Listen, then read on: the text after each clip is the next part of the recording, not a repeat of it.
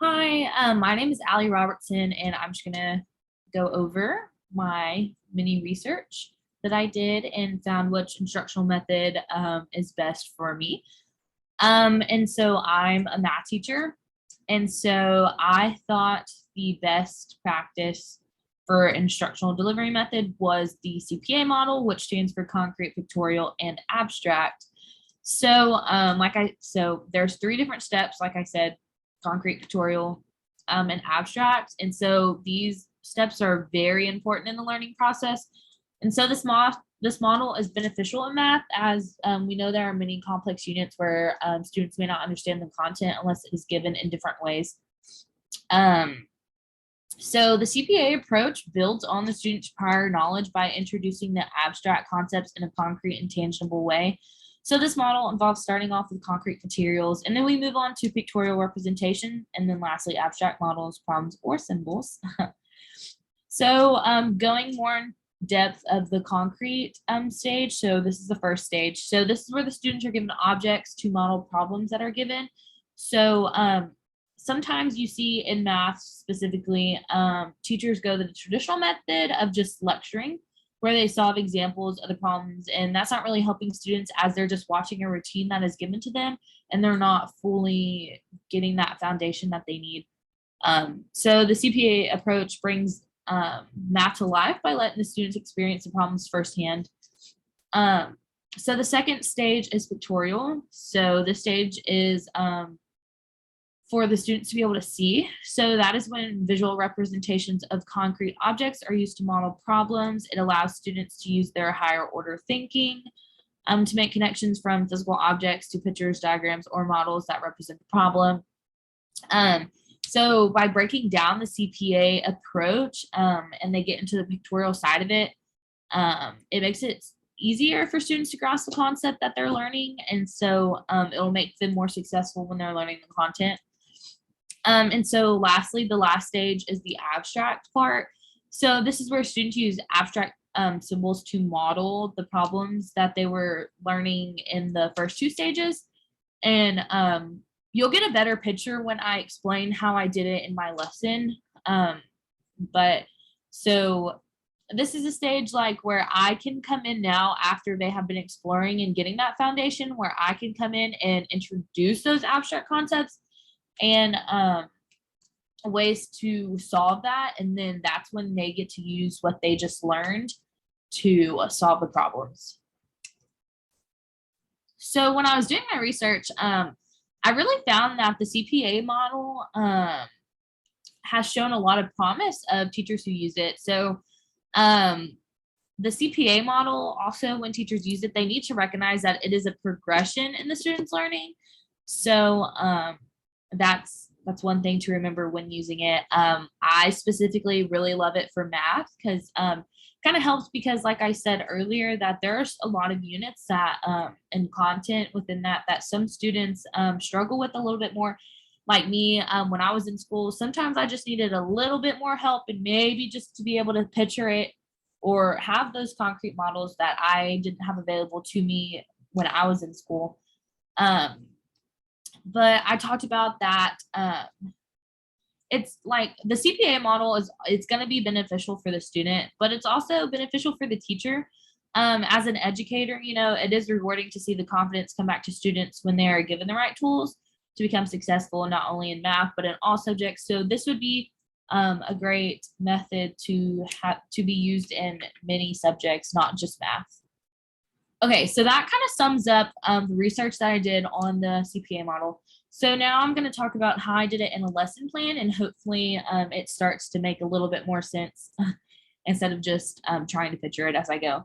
So my TEK was number and operation. So the student applies mathematical process standards to represent addition, subtraction, multiplication, and division while solving and justifying solutions.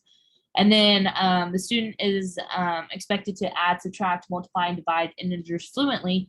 So when I did this lesson, I broke it down to where first they're just going to add and subtract with integers. And once they feel solid with that, that is when we'll move on to multiplying and dividing integers.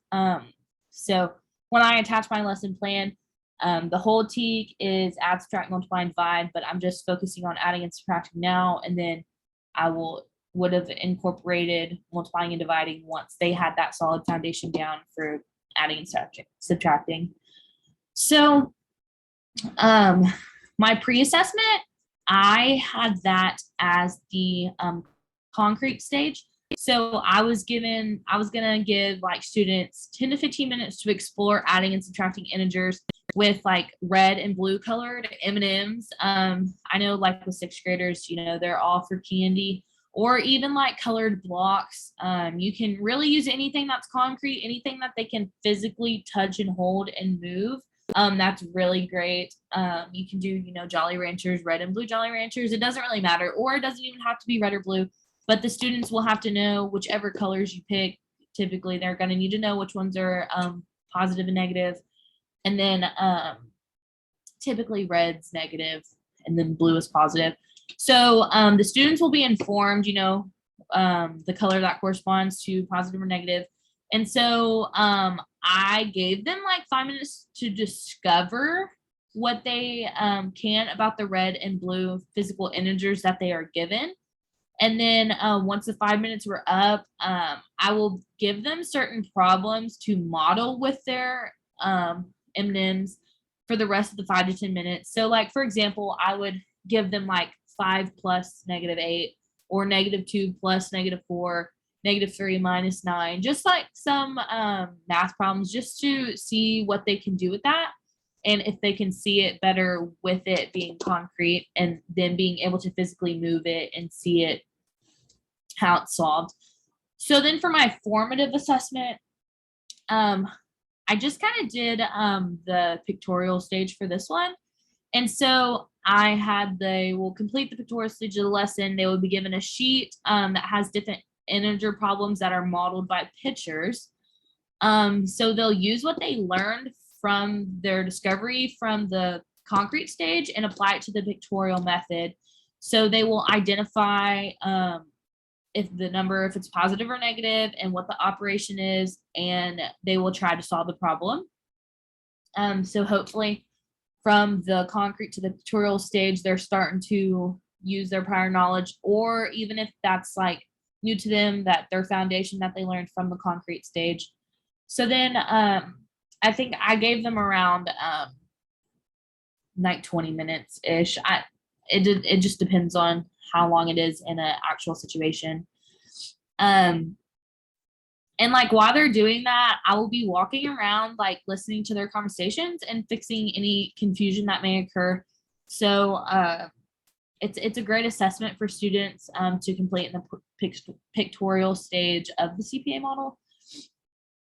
And so I think I also had them writing in their journal what the problem is, and like labeling each aspect of it to familiarize themselves for when they get to the abstract part. So for the abstract part, it's like really just kind of, I did it as like a check for understanding. So you go through your first stages, and then once you get to the abstract part, it's where you really start to nail down actual problems that are given with no pictorial method or concrete. You know, by then, hopefully they're starting to really catch on. And so this can be done the same day, or it can be done the next day, maybe for like a warm up. It just depends on how you run it in your class. So they will complete a check for understanding for adding and subtracting integers. They will identify the integers are positive or negative, what the mathematical symbol is, then they will model their work to solve the problem. If students are still struggling with this, then you can return to the first 2 steps and then go back to their foundation, and then really continue to work on that, because as this will help them move on to multiplying and dividing integers. So with this, like the teacher, they'll just be completing it. And then once they've shown a mastery of this content, it'll be more of a smooth transition into multiplying and dividing the integers. So this is just a great way to see if students are able to catch on as you move through the different stages. And if somebody's stuck in pictorial stage, they can just go back to concrete and so forth. So I think for math and me, personally that I would use this as a lot in my math class coming up this fall. So this is the one I chose. Thank you.